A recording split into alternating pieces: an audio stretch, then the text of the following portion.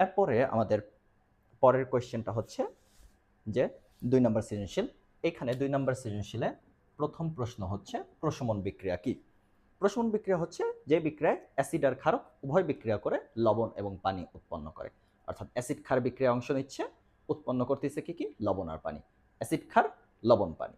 তাহলে অ্যাসিড ক্ষার লবণ পানি, অ্যাসিড ক্ষার বিক্রিয়া করে লবণ পানি যদি উৎপন্ন হয় তাহলে তাকে প্রশমন বিক্রিয়া বলে। লাইম ওয়াটার কাকে বলে? চুনের পানির হালকা যে পাতলা দ্রবণ সেটাকে কি বলে? Lime water. চুনের পানি বা ক্যালসিয়াম হাইড্রোক্সাইড। তাহলে ক্যালসিয়াম হাইড্রোক্সাইড কেমনে উৎপন্ন হয় একটু আগে আমরা দেখছি। ক্যালসিয়াম প্লাস পানি, এটা কি উৎপন্ন হচ্ছে? Calcium hydroxide. OH এর বাইরে ব্র্যাকেট, ব্র্যাকেটের বাইরে 2। কেমনে?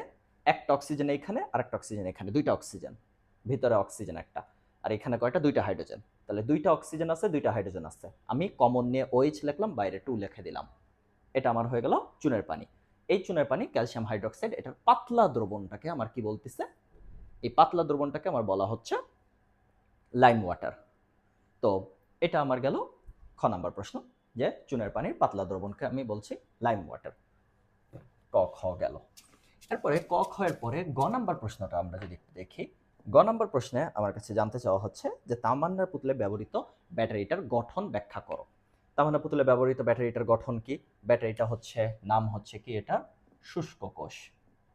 এটার নাম শুষ্ক কোষ। আমরা চেষ্টা করব পরীক্ষায় শুষ্ক কোষের এই প্রশ্নটা আসলে চিত্র এঁকে দেওয়ার। চিত্রটা খুবই সহজ, আমাদের বইয়ের 84 পৃষ্ঠায় আছে। আমরা 84 পৃষ্ঠায় ড্রাই সেল, এই যে পোর্শনটা আছে, এটাই আমাদের শুষ্ক কোষ। ড্রাই সেলের যে অংশটা, এটা আমাদের পুরো ডাইরেক্ট বইয়ের থেকেই আসছে। 84 পৃষ্ঠা, মূল বইয়ের 84 পৃষ্ঠা আমরা দেখতে পাবো।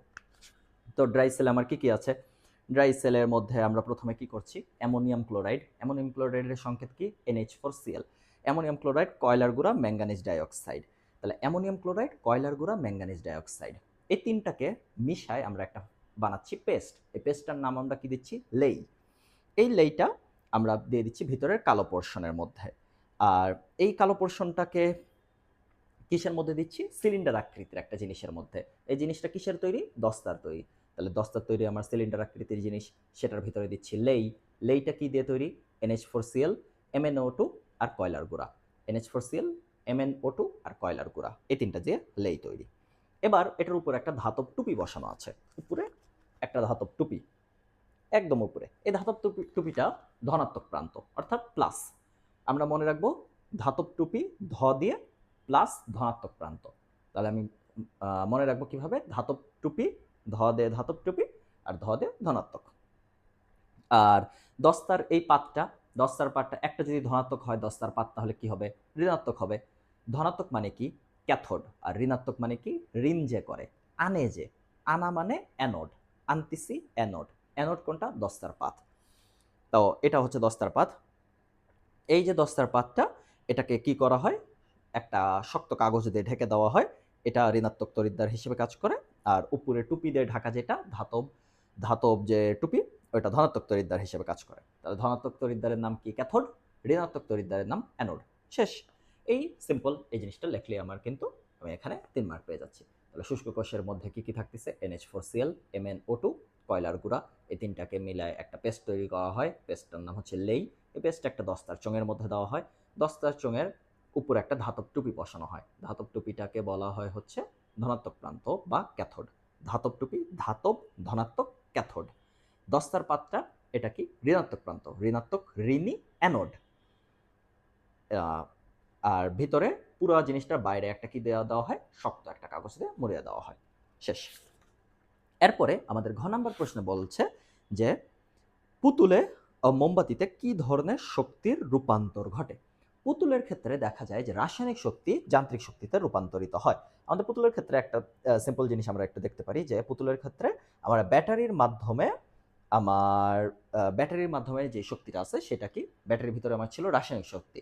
আর পুতুল যখন ব্যাটারিতে সংযোগ দেওয়ার পর পুতুল যখন নাচ করতে থাকে, ওইটা তাহলে কি হয়ে যায়? যান্ত্রিক শক্তি। তাহলে আমার পুতুলের ক্ষেত্রে রাসায়নিক শক্তি কি সে রূপান্তরিত হয়ে যাচ্ছে? যান্ত্রিক শক্তিতে। রাসায়নিক শক্তি যান্ত্রিক শক্তিতে রূপান্তরিত হয়ে যাচ্ছে।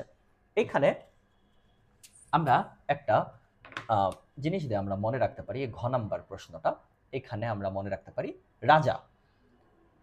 রাজা কিন্তু রাজা বানানে বর্গীর জয়াকার হয়, বাট এইখানে রাজা দিয়ে আমরা মনে রাখবো এখানে হচ্ছে রাসায়নিক শক্তি কিসে পরিণত হচ্ছে, যান্ত্রিক শক্তিতে। রাসায়নিক শক্তি যান্ত্রিক শক্তিতে পরিণত হয়ে যাচ্ছে। এটা পুতুলের ক্ষেত্রে। আর মোমবাতির ক্ষেত্রে কি তৈরি হচ্ছে, মোমবাতির ক্ষেত্রে দেখা যাচ্ছে যে মোমবাতির মধ্যে সঞ্চিত রাসায়নিক শক্তি, মোমবাতির মধ্যেও ছিল কিন্তু রাসায়নিক শক্তি। মোমবাতির রাসায়নিক শক্তিটা কিসে উৎপন্ন হয়ে যাচ্ছে, তাপ শক্তিতে এবং আলোক শক্তিতে। মোমবাতির রাসায়নিক শক্তিটা, মোমবাতি জ্বালালে কি হয়, একটা তাপ পাওয়া যায়, একটা আলো পাওয়া যায়। দুইটার ক্ষেত্রে রাসায়নিক শক্তি আছে। তাহলে দুইটার ক্ষেত্রে রাসায়নিক শক্তি আছে যে, এইটুকু কনফার্ম, দুইটার ক্ষেত্রে রাসায়নিক শক্তি আছে। প্রথমটার ক্ষেত্রে পুতুল নাচের ক্ষেত্রে কি দেখা হচ্ছে, ব্যাটারির রাসায়নিক শক্তিটা আমার যান্ত্রিক শক্তিতে রূপান্তর হয়ে যাচ্ছে। আর পরেরটার ক্ষেত্রে মোমবাতির ক্ষেত্রে কি দেখা যাচ্ছে, রাসায়নিক শক্তিটা ছিল, এই রাসায়নিক শক্তি আমার যান্ত্রিক শক্তিতে পরিণত হয়ে যাচ্ছে। তাহলে প্রথমটাতে রাসায়নিক শক্তি, সরি, মোমবাতির ক্ষেত্রে দেখা যাচ্ছে রাসায়নিক শক্তি তাপ তাপ এবং আলোক শক্তিতে পরিণত হয়ে যাচ্ছে। তাহলে পুতুলের ক্ষেত্রে রাসায়নিক শক্তি যান্ত্রিক শক্তিতে, মোমবাতির ক্ষেত্রে রাসায়নিক শক্তির তাপ এবং আলোক শক্তিতে। এটা পুতুল, আর মোমবাতিতে রাসায়নিক শক্তি কি শক্তিতে উৎপন্ন হচ্ছে, তাপ ও আলো। মোমবাতিতে রাসায়নিক শক্তি তাপ ও আলোক শক্তিতে রূপান্তরিত হয়ে যাচ্ছে। তো এটা ছিল আমাদের মোটামুটি সৃজনশীল 2।